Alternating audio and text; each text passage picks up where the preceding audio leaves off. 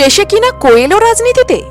হ্যাঁ, trolley queen এবার রাজনৈতিক ময়দানে পৌঁছে যাবেন সাধারণ মানুষের ঘরে ঘরে, জিজ্ঞাসা করবেন সুবিধা অসুবিধার কথা। আগে হ্যাঁ, ঠিকই শুনছেন, জনপ্রিয় অভিনেত্রী কোয়েল মল্লিকের নাম ঘোষণা হয়েছে রাজ্যসভার প্রার্থী হিসেবে। আর তারপর থেকেই সোশ্যাল মিডিয়ায় একটাই প্রশ্ন ঘুরছে, অভিনেত্রী কোয়েল নাকি নেত্রী কোয়েল?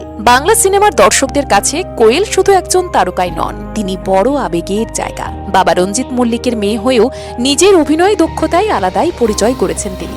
বহু বছর ধরে টলিউডে নিজের জায়গা শক্ত করে ধরে রেখেছেন। একদিকে সংসার, 2 সন্তানের মা, আর অপরদিকে একের পর এক সফল ছবি। বহুবার তার মুখে কিন্তু আমরা শুনেছি ব্যালেন্স শব্দটা। পরিবার আর ক্যারিয়ার দুটোকেই তিনি সমান গুরুত্ব দিয়েছেন।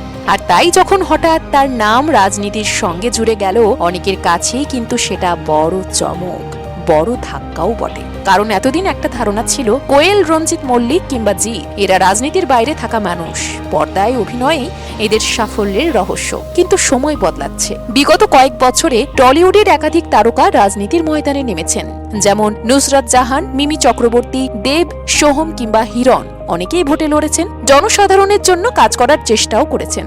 কেউ পেয়েছেন প্রচুর ভালোবাসা, আবার কেউ জড়িয়েছেন বিতর্কে। কিন্তু প্রশ্নটা অন্য জায়গায়। পর্দায় কাজ করা আর মাঠে নেমে মানুষের জন্য কাজ করা কি এক? একদিকে আলো ঝলমলে ক্যামেরা, অন্যদিকে মানুষের সমস্যা, প্রত্যাশা আর দায়িত্ব। এই 2 জগতের মধ্যে ব্যবধান কিন্তু অনেকটাই।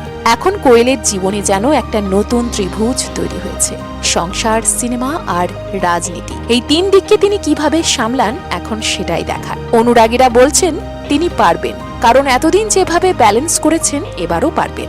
আবার অনেকেই বলছেন রাজনীতি খুব জটিল জায়গা, সেখানে মানিয়ে নেওয়া অত সহজ নয়। তবে একটা বিষয় অস্বীকার করার উপায় নেই, এই সিদ্ধান্ত তার জীবনের একটা বড় অধ্যায়। অভিনেত্রী হিসেবে তিনি নিজেকে প্রমাণ করেছেন, আর এখন জনসেবার ময়দানেও নিজেকে প্রমাণ করার পালা। আর শেষ প্রশ্নটা কিন্তু আপনাদের জন্য, আপনি কোন কোয়েলকে বেশি দেখতে চান? অভিনেত্রী কোয়েল মল্লিক নাকি নেত্রী কোয়েল মল্লিক? আপনার মতামত কিন্তু অবশ্যই লিখুন কমেন্টে।